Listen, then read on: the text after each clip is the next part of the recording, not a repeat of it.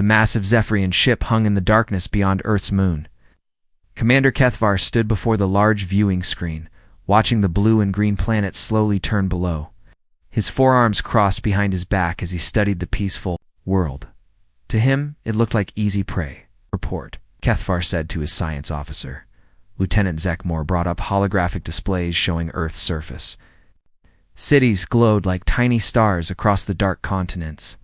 The humans have basic technology, Commander. Simple weapons, primitive space travel, and weak defenses. Their largest military forces use projectile weapons and chemical explosives. Mouth curved into what humans might have called a smile. Perfect. How many population centers? Over 400 cities with more than 1 million inhabitants each. The largest contain over 10 million humans. Zekmor pointed to bright spots. On the display, they cluster together in groups, making them easy targets for our warbeasts. The commander nodded. For 3 months, they had watched Earth from hiding. The humans seemed unaware of the ship's position throughout their outer solar system. The Zephyrian fleet had conquered 47 worlds using the same method. Drop the Ravagers on a planet's surface. Let them terrorize the population, then arrive to accept surrender.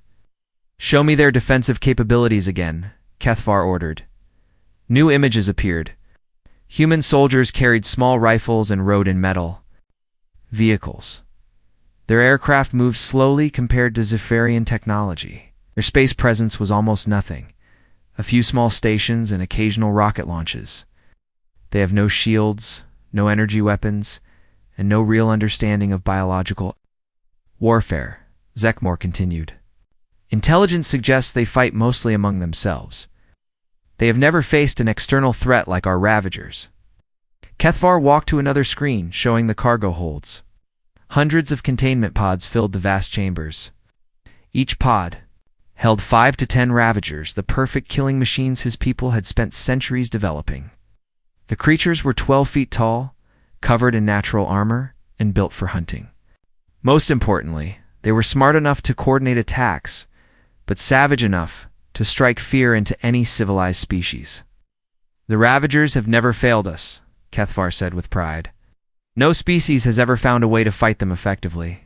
They are too fast, too strong, and too clever. On Earth, Marine Lieutenant Jake Morrison stood on the observation deck at Camp Pendleton, California. The morning sun painted the Pacific Ocean in golden colors. He sipped his coffee and watched. The waves crash against the shore. Everything seemed normal. Double quotes. Sir, you need to see this. Private Kevin Walsh jogged up with a tablet in his hands. The atmospheric readings from last night are strange. Jake took the device and frowned at the numbers.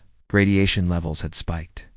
For about an hour, around midnight, then returned to normal. The pattern was unlike anything in the database. Could be a solar flare, Jake said, but something felt wrong. Send this to Captain Rodriguez. She wants the science team to look at it. 200 miles north, Dr. Nathan Price sat in his laboratory. At the government research facility in Los Angeles, as one of the world's leading experts on alien life possibilities, he spent most of his time studying theoretical scenarios. Today was different. His computer chimed with an incoming classified message. The video file showed grainy footage from a deep space telescope. Dark shapes moved against the starfield, too regular to be asteroids, too large to be debris. Nathan enhanced the image and felt his blood turn cold. The objects were clearly artificial. Ships of some kind, positioned in a grid pattern around Earth's solar system. He reached for his secure phone to call the Pentagon. Captain Lisa Rodriguez walked through the Marine compound. Reviewing morning reports. The atmospheric readings caught her attention immediately. As base science officer, she had seen unusual patterns before, but this was different. The radiation signature suggested something had entered Earth's upper atmosphere during the night. Get me a connection to NORAD, she told her aide. I want to know if they detected anything unusual last night. In space, Commander Kethvar received reports from scout ships positioned around Earth. All monitoring stations report normal human activity, Commander. No signs they have detected our presence. Excellent. Begin final preparations for the drop. Kethvar turned to address his bridge crew. Today, we add another world to the Zephyrian Empire. The humans will surrender within 3 days, just like all the others. The cargo bay doors opened across the Zephyrian fleet. Hundreds of pods prepared for launch, each one containing humanity's worst nightmare. The Ravagers stirred in their containers. Sensing the approaching hunt, Dr. Nathan Price finally reached his contact at military intelligence. General, we have a situation. Unknown ships in our solar system, positioned in what looks like an attack. Formation. How certain are you, Doctor? 90%. The images show at least 12 large vessels. This isn't natural phenomena. Send everything to the Pentagon immediately. Raising the alert level. At Camp Pendleton, Jake Morrison watched his Marines practice combat exercises. The men and women under his command were good soldiers, trained for warfare against human enemies. But as he looked at their equipment, rifles, grenades, and light armor, he wondered if they would be enough against an unknown threat. His radio crackled. All unit commanders report to headquarters immediately. Commander Kethvar stood before the massive launch tubes. Inside each tube waited dozens of drop pods. The Ravagers had been conditioned for months, fed regularly, and trained to recognize human scent as prey. Once released, they would spread across Earth's continents like a plague. The pods will target major population centers first, he explained to his officers. The humans will see their cities overrun by creatures beyond their understanding. Will spread faster than any weapon. Lieutenant Zekmore brought up Earth's image again. Red dots marked the target zones: New York, Los Angeles, Chicago, Houston, London, Tokyo, and dozens more. Each city will receive 10 to 15 pods. The Ravagers will establish territory and begin hunting immediately. And if the humans try to fight? Asked a junior officer. Kethvar's laugh sounded like grinding metal. With what? Their primitive weapons barely scratch Ravager hide. Their military tactics assume they fight other humans. They have no experience with pack hunters that can think and plan. The launch countdown began. Across the fleet, targeting computers locked onto Earth's major cities. The pods would enter atmosphere in scattered patterns, making them impossible to track or intercept. In the Pentagon, alarms began ringing. Radar operators watched in confusion as hundreds of small objects appeared on their screens, falling toward Earth from multiple directions. Sir, we have incoming objects from space. Too many to count, heading for cities worldwide. General Parker stared at the tracking display. The objects were too small to be missiles, but too numerous to be natural meteors. Get me the president. Alert all military commands. This is not a drill. Dr. Nathan Price received the alert at his laboratory. The unknown ships had launched something toward Earth. He grabbed his emergency kit and headed for the government bunker. Whatever was coming, humanity was about to face its first contact with alien life. At Camp Pendleton, Captain Lisa Rodriguez gathered her officers. Gentlemen, ladies, we have an incoming threat from space. Unknown objects targeting major population centers. All units are to prepare for combat operations. Jake Morrison felt his stomach tighten. Looking at his Marines, he saw the same mix of fear and determination in their faces. They had trained for war, but not this kind of war. In space, the first wave of pods launched from the Zephyrian ships. Commander Kethvar watched the streaks of light fall toward the blue planet. In a few hours, Earth would learn what happened to worlds that caught the attention of the Zephyrian Empire. The pods entered Earth's atmosphere like falling stars, their heat shields glowing white-hot. Inside each container, the Ravagers waited. To begin their hunt, the Zephyrians expected humanity to surrender within days. They were about to discover how wrong they could be. The first pods slammed into Earth at dawn. Chicago felt the impact as 3 metal containers crashed through the roof of an abandoned warehouse near downtown. The sound echoed across the sleeping city like thunder. Inside the largest pod, something stirred. Claws scraped against metal as the container split open with a hiss of escaping gas. The first Ravager stepped out into the morning light. The creature stood 12 feet tall on powerful legs. Its skin looked like dark armor plates covering rippling muscles. Yellow eyes scanned the warehouse as it tested the air with its nose. Behind it, 4 more beasts emerged from their containers. News reporter Amy Sullivan was having coffee in her apartment when her phone buzzed with an emergency alert. Breaking news developing downtown.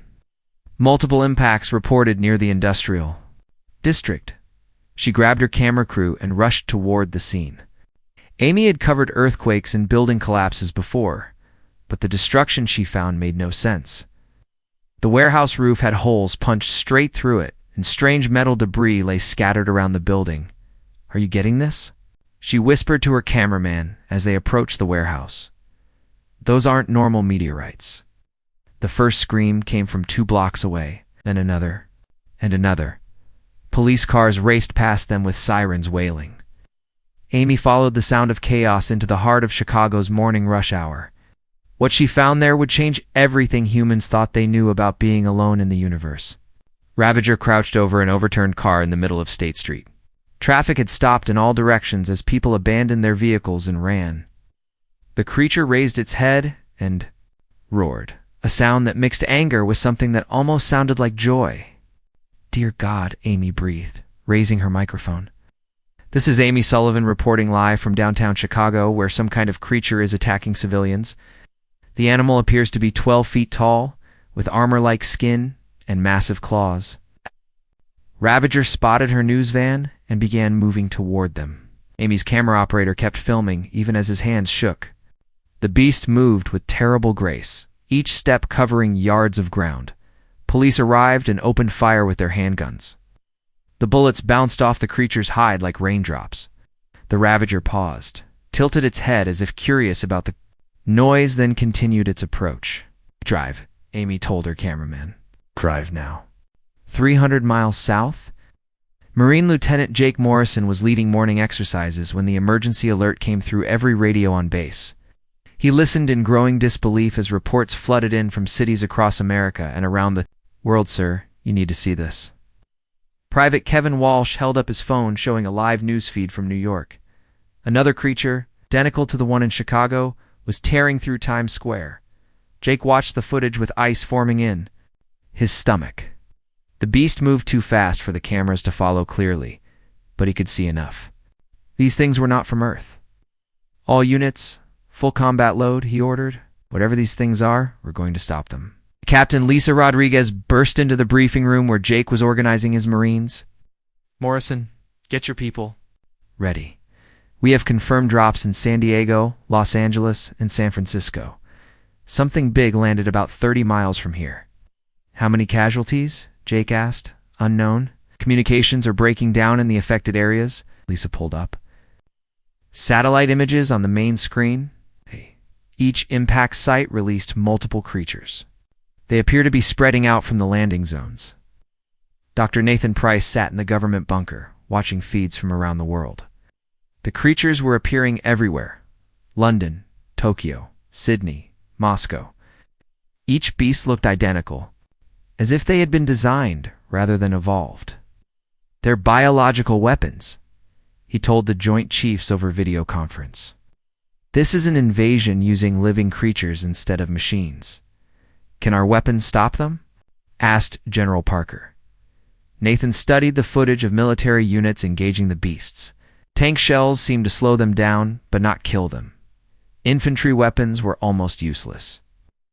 Conventional firearms are having minimal effect. Need bigger guns.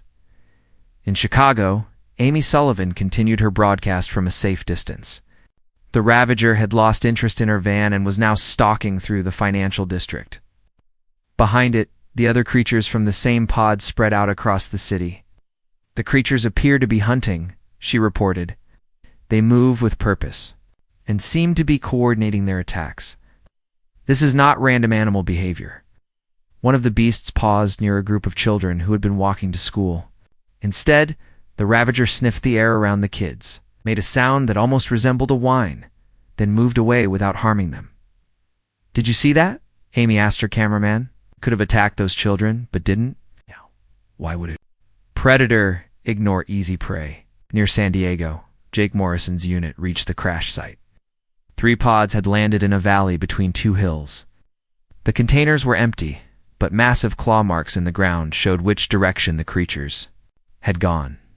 Track leads toward the highway, reported Sergeant Tony Martinez. Looks like they're heading for populated areas. Jake studied the prints. Each paw was larger than a dinner plate, with claw marks that cut deep into hard-packed earth. Whatever made these tracks was incredibly powerful. Contact, came a shout from the point man. 3 creatures, half a mile ahead. Through his binoculars, Jake saw them. 3 ravagers moving in a loose formation across the hillside. They moved like wolves, he realized. Not random predators, but pack hunters, working together. Rules of engagement, asked Kevin Walsh. Jake considered their options. The creatures were heading for a small town of about 5,000 people. If they didn't stop them here, civilians would die. We stop them, he decided, whatever it takes. The first engagement between humans and ravagers began with a rocket-propelled grenade. The explosion knocked one creature down, but it got back up, shaking its head as if annoyed. All 3 beasts turned toward the Marines. They're coming fast, Tony Martinez warned. Spread out and keep firing. The ravagers charged up the hill with incredible speed. Jake had never seen anything move like that, part big cat, part wolf. All muscle and rage. His Marines opened fire with everything they had. One creature stumbled as multiple rifle rounds hit its chest. Dark blood showed between its armor plates. But instead of falling, it roared and kept coming. "Grenade out," someone shouted. The explosion caught the lead ravager in mid-lep. This time it went down hard and stayed down. The other 2 creatures stopped, sniffed at their fallen packmate, and made sounds that reminded Jake uncomfortably of dogs whimpering. "They're mourning," Kevin Walsh said in amazement. "Look at them." The surviving ravagers nuzzled their dead companion, making soft crying sounds. Then they looked at the Marines with what could only be described as sadness, mixed with anger. But instead of attacking again, something unexpected happened. The larger of the 2 creatures sat down and tilted its head, watching the humans. Its body language shifted from aggressive to curious. "What's it doing?" Tony Martinez whispered. The ravager made a sound that was part growl, part bark. It was looking directly at Jake, as if trying to communicate something. "Sir," Kevin Walsh said slowly, "I don't think it wants to fight anymore." Jake stared at the massive creature. Its yellow eyes showed intelligence he hadn't expected. This wasn't a mindless beast. It was thinking, deciding what to do next. "Hold your fire," he ordered. "Let's see what happens." Commander Kethvar watched the reports from Earth with growing confusion. Ravagers had landed successfully and begun their attack as planned. But the human response was not what he expected. "Why are they not surrendering?" he asked his officers. "The creatures have been visible for hours. Humans should be begging for mercy by now." Lieutenant Zekmore pulled up footage from various Earths. "Cities. The humans are fighting back, Commander. Their weapons are primitive, but they're not running away." On screen, human military units surrounded one of the downtown areas where ravagers had been hunting. Instead of panic, the humans showed organization and determination. "This is unexpected," Kethvar admitted. "No other species has engaged our war beasts in direct combat. Or something else, Commander." Zekmore switched to footage from the California site. "Look at this interaction." Kethvar watched in disbelief as a group of human soldiers faced 2 ravagers. Instead of fighting, both species seemed to be studying each other. The humans had lowered their weapons. Creatures had stopped attacking.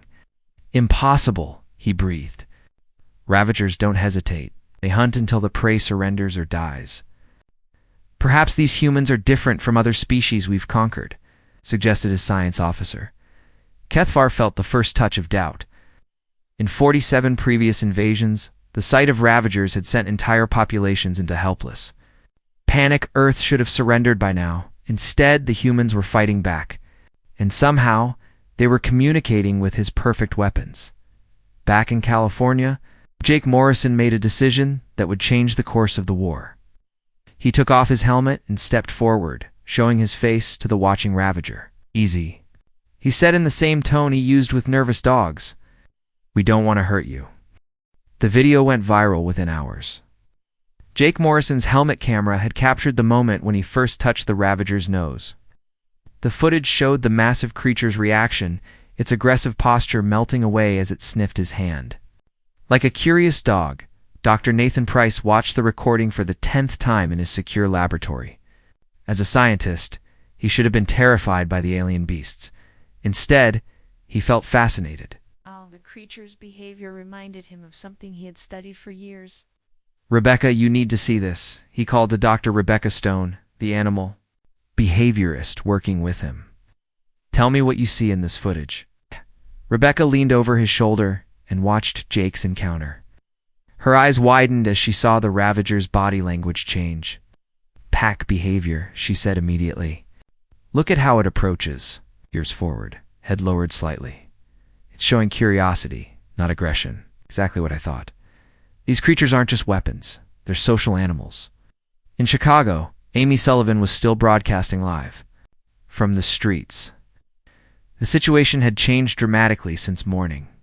The 5 Ravagers that had terrorized the downtown area were now following a group of police officers like enormous pets. "This is unbelievable," Amy reported, keeping her voice low so she wouldn't spook the creatures. "The same beasts that were destroying property this morning are now walking peacefully alongside law enforcement. One of them is even carrying a police officer's radio in its mouth." The largest Ravager, which the officers had nicknamed Big Blue because of its blue-tinted scales, had appointed itself as the group's protector. When a news helicopter flew too low, Big Blue stood up on its hind legs and roared a warning. Pilot quickly gained altitude. Sergeant Tony Martinez was having similar experiences near San Diego.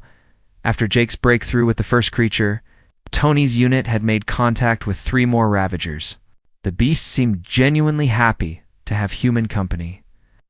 "This one keeps bringing me things." Tony radioed to headquarters, watching as a Ravager dropped a large stick at his feet. "Yesterday it was rocks.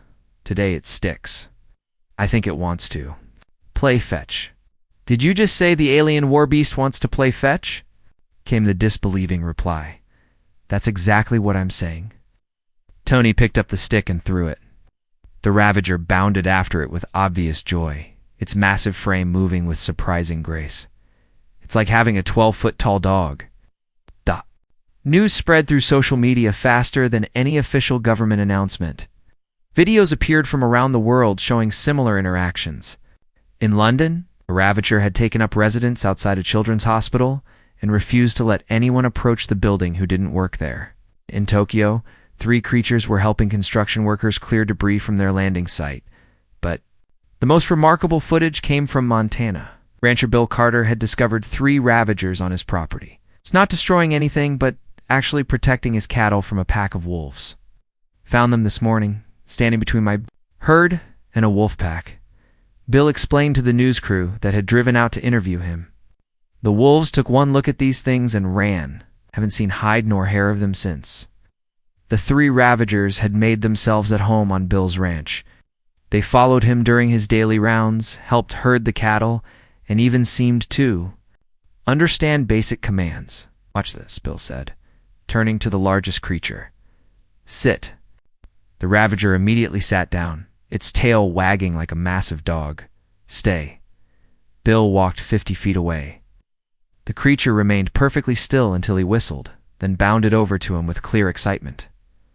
"How did you train them so quickly?" asked the reporter.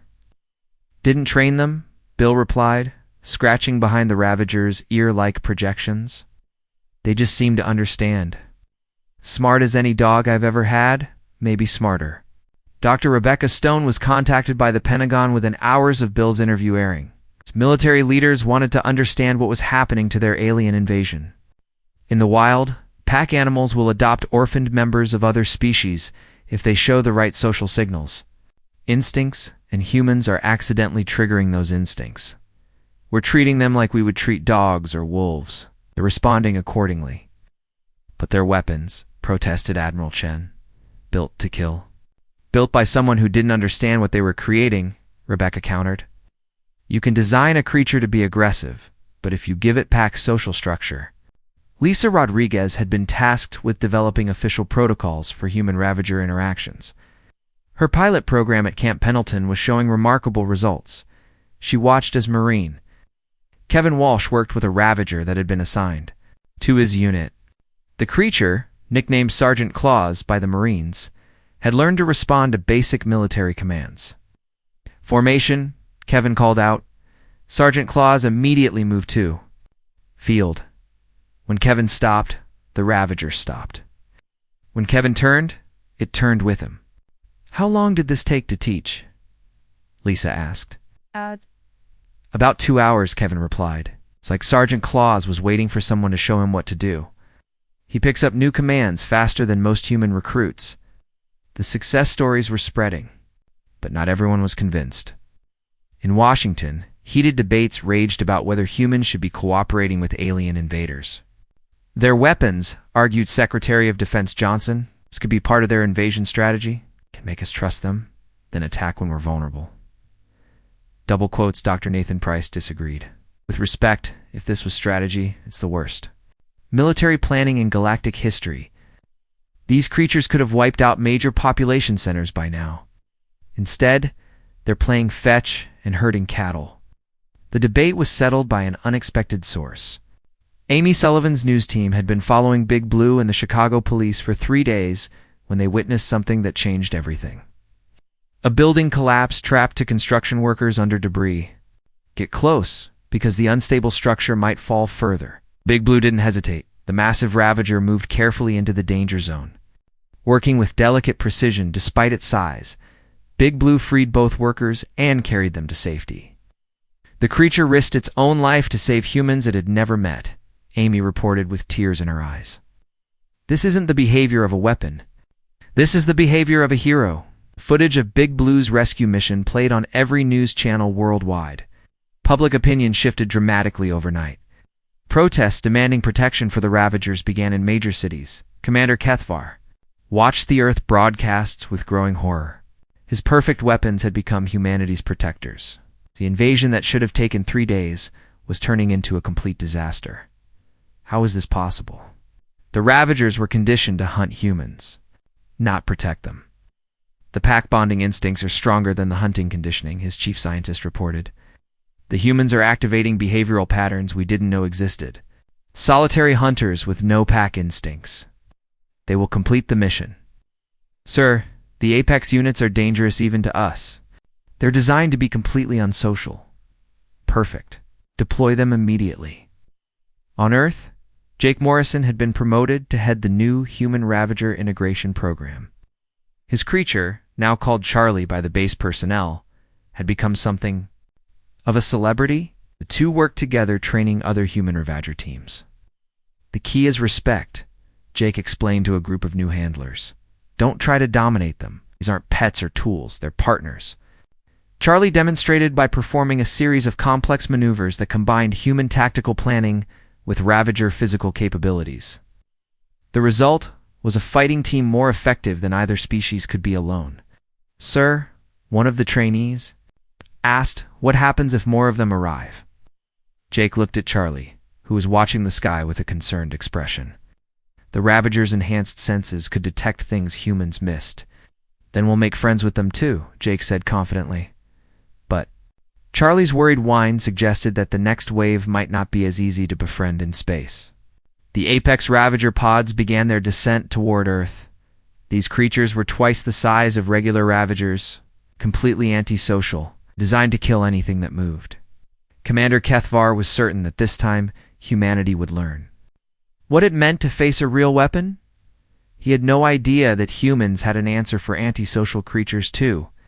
They had been rehabilitating damaged animals for thousands of years. The real test was about to begin. The second wave of pods fell like burning meteors across the night sky. These containers were larger and heavier than the first ones. When they crashed into Earth's surface, the ground shook for miles around each impact site. Maria Santos was working late at her dog training facility in Phoenix when the Earth trembled beneath her feet. Through her window, she saw a bright flash on the horizon, followed by a mushroom cloud of dust and debris. That wasn't a meteorite, she told herself. Grabbing her emergency kit and truck keys, Maria had spent 20 years working with damaged And aggressive dogs? She specialized in cases other trainers wouldn't touch. Animals that had been abused, neglected, or trained to fight. If something dangerous had just landed near her city, her skills might be needed. The crash site was a crater 50 feet wide. At its center lay a pod twice the size of the first wave containers. Strange symbols glowed along its sides, and steam rose from vents that were slowly opening. Maria parked at a safe distance and watched through binoculars. The pod split open with a sound like tearing metal. What emerged made her breath catch. In her throat, the apex ravager stood 20 feet tall. Its body was broader and more muscular than the creatures she had seen on the news. Dark armor plates covered its frame like natural tank armor. But it was the eyes that made Maria's stomach turn cold. They held no curiosity, no intelligence that could be reasoned with. Only hunger and rage. The creature looked around the crater, then lifted its massive head and roared. The sound was nothing like the calls of the first ravagers. This was pure aggression, a challenge to anything living within miles. At Camp Pendleton, Jake Morrison felt Charlie tense beside him. His ravager partner had been restless all evening, pacing and whining. Now Charlie's fur stood on end as he stared toward the northern horizon. "What is it, boy?" Jake asked, using the informal name he had started calling his partner. Charlie made a sound Jake had never heard before, part growl, part whimper. It was fear mixed with anger. Whatever was out there, Charlie recognized it as a threat. Jake's radio crackled to life. "All units, we have multiple impacts of unknown objects. Sending coordinates now. Approach with extreme caution." The nearest impact site was 30 miles inland. Jake's team reached the area just as the local sheriff's department was setting up a perimeter. What they found was carnage. The apex ravager had torn through a truck stop like a tornado. Vehicles were overturned and shredded. Buildings had holes punched through their walls, but worst of all, there was no sign that the creature had shown any mercy or restraint. "This one's different," said Sergeant Tony Martinez, studying the destruction. "The first ravagers never did anything like this." Charlie crept forward, sniffing the ground. His behavior was unlike anything Jake had seen. The friendly, dog-like creature was moving like a wolf, approaching enemy territory. Charlie's scared, Jake realized. I've never seen him scared of anything. From the wreckage emerged the apex ravager. It was even more massive than the satellite. Photos had suggested when it saw the humans and Charlie, it didn't hesitate or show curiosity. It charged. The attack was brutal and swift. Jake's team scattered as the creature plowed through their position. Their weapons, which had been effective against regular ravagers, barely scratched the apex's thicker armor. But then Charlie did something that surprised everyone. Instead of running, he stepped between the apex ravager and Jake. The smaller creature looked tiny compared to the monster bearing down on them. But Charlie stood his ground. The two creatures collided with a sound like a car crash. Charlie was thrown aside, but he had bought Jake's team precious seconds to regroup. "Focus fire on the joints," Jake shouted, where the armor plates meet. The combined firepower of 6 Marines finally brought down the apex ravager, but not before it had wounded 3 of them. As the giant creature lay dying, it made no sound of pain or fear. Even in death, it showed no emotion except rage. "What kind of monster doesn't feel anything?" Tony asked, breathing hard. Charlie limped over to the fallen apex, whimpering softly. Despite being attacked, the friendly ravager seemed sad that the larger creature was dead in Phoenix. Maria Santos was having a very different experience. She had watched the apex ravager destroy the truck stop from a distance, noting its behavior patterns. This creature moved like the most damaged dog she had ever worked with, animals so broken by abuse that they attacked everything around them. When the beast finished its rampage and wandered into the desert, Maria did something that would have seemed insane to anyone watching. She followed it. She found the apex ravager 3 hours later, standing motionless on a rocky hill. Up close, Maria could see scars covering its body, old wounds that spoke of a lifetime of violence and pain. "You poor thing," she whispered, staying. "Well, back. What did they do to you?" The creature turned at the sound of her voice. Its eyes locked onto hers, and Maria saw something that shocked her. Beneath the rage and aggression was something else. Loneliness. Maria had seen that look before in fighting dogs rescued from underground rings. Animals that had been forced to hurt others until they forgot how to do anything else. She did what she always did with damaged animals. She sat down and waited. The apex ravager watched her for an hour, clearly confused. Everything else had either run from it or tried to fight it. This small human was doing neither. When Maria opened her backpack and pulled out a sandwich, the creature's nose twitched. She broke off a piece and tossed it halfway between them, then went back to eating quietly. The apex ravager approached slowly, suspicious of a trap. When it reached the food, it sniffed carefully before eating. The taste seemed to surprise it. "They never fed you anything that tasted good," Maria said softly. "Just whatever kept you alive and angry." She threw another piece, closer to herself this time. The creature took it, and this time it looked at her with something other than hostility. "That's right," Maria encouraged. "You don't have to hurt everything you meet. Some of us just want to help." Across the country, similar scenes were playing out. The apex ravagers were indeed more dangerous than their smaller cousins.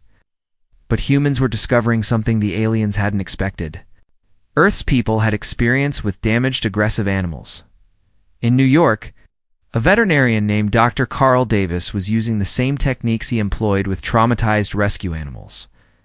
In Texas, a former military dog handler named Sergeant Linda Brooks was applying lessons learned from working with combat stressed service dogs. The key was patience and understanding. The apex ravagers had been conditioned to be weapons, but underneath that conditioning were the same pack instincts as their smaller relatives. Commander Kethvar watched the reports from Earth with growing disbelief. His ultimate weapons, creatures, designed to be impossible to tame, were somehow being calmed by human interactions. "How are they doing this?" he demanded of his science officer. "Unknown, Commander." "The humans seem to understand something about the apex units that we don't. Show me the Phoenix feed again." On the screen, Maria Santos sat beside an apex ravager that had settled down next to her like an enormous, dangerous pet. The creature that had destroyed a truck stop hours earlier was now allowing a human to scratch behind its ear like projections. "This is impossible," Kethvar breathed. "The apex units have no social conditioning. They should be incapable of bonding." "Perhaps we underestimated the human capacity for animal training," suggested his science officer. "No species has ever tamed an apex ravager. We tested them on 12 different worlds. They killed everything they encountered. But those species tried to fight them or run from them. The humans are doing something different." At Camp Pendleton, Jake Morrison was receiving reports from around the world. Despite the initial destruction, human apex ravager teams were forming everywhere. "It's working," he told Captain Lisa Rodriguez. "The same principles apply. They just need more time and patience." Charlie, now wearing a bandage from his encounter with the apex, wagged his tail in agreement. Even wounded, he had been trying to communicate with the larger creatures, showing them that not everyone was an enemy. "The question is," Lisa said, "what will the aliens do when they realize their ultimate weapons have failed too?" In space, Commander Kethvar was asking himself the same question. He had one final option: direct military assault. But the reports from Earth showed that humans now had hundreds of Ravager allies, both regular and apex varieties.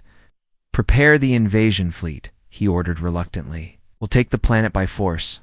"Sir," his science officer warned, "our intelligence suggests the human Ravager teams have capabilities we don't understand. Combined human tactics with Ravager strength and senses. They're still primitives with basic weapons. We have energy shields and plasma cannons." "Yes, sir. But they also have our war beasts fighting alongside them." Kethvar stared at the Earth on his view screen. The first time in his military career, he was going into battle uncertain of victory.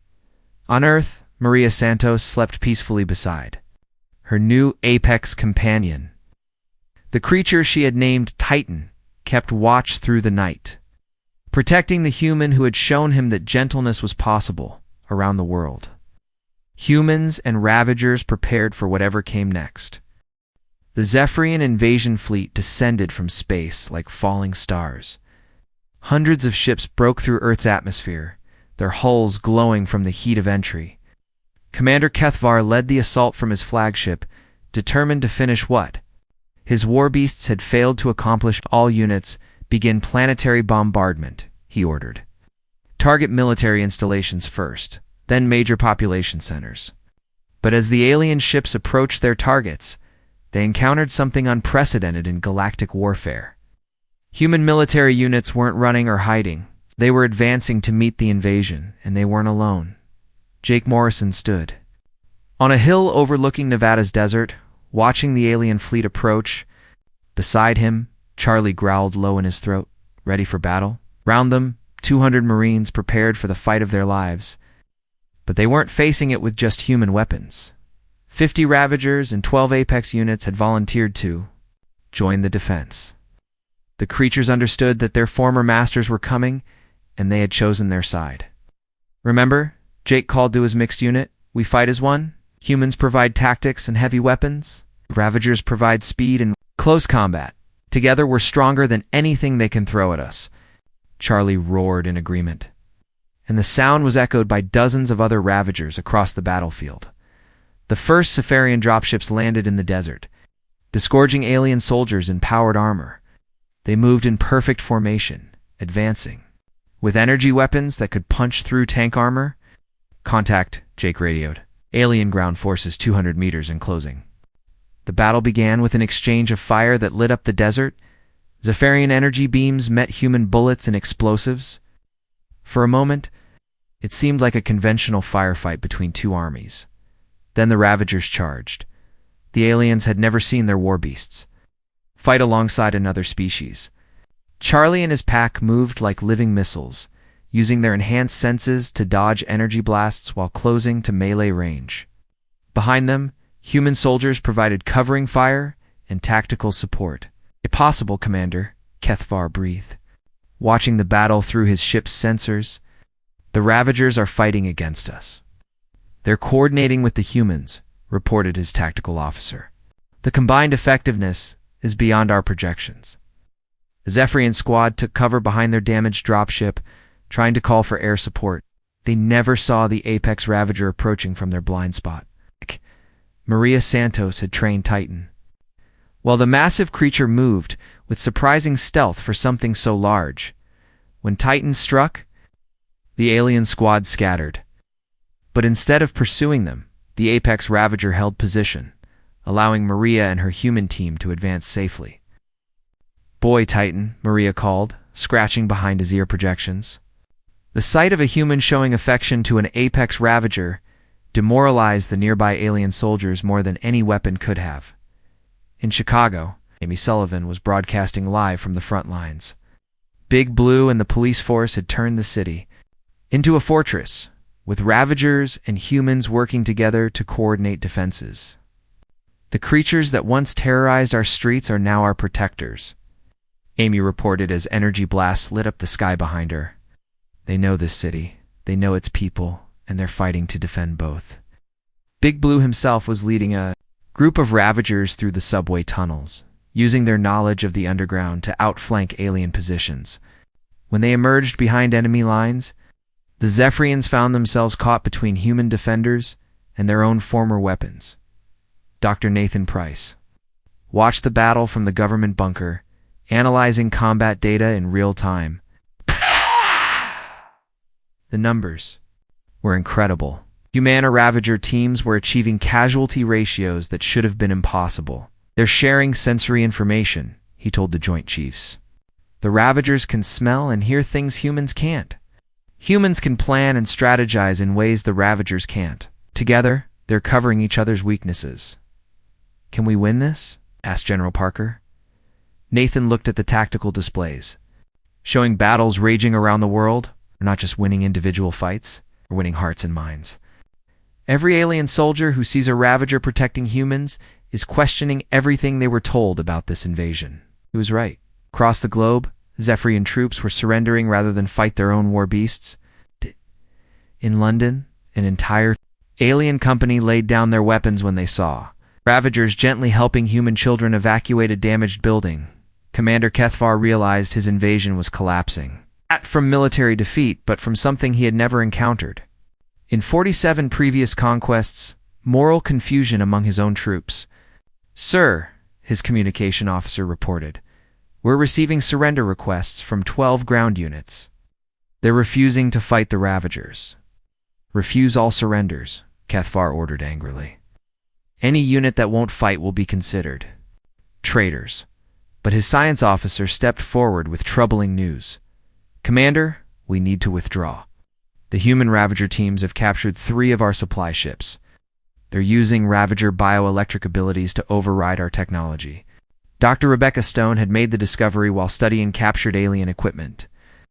The Ravager's natural bioelectric fields could interfere with Zephyrian technology when properly directed.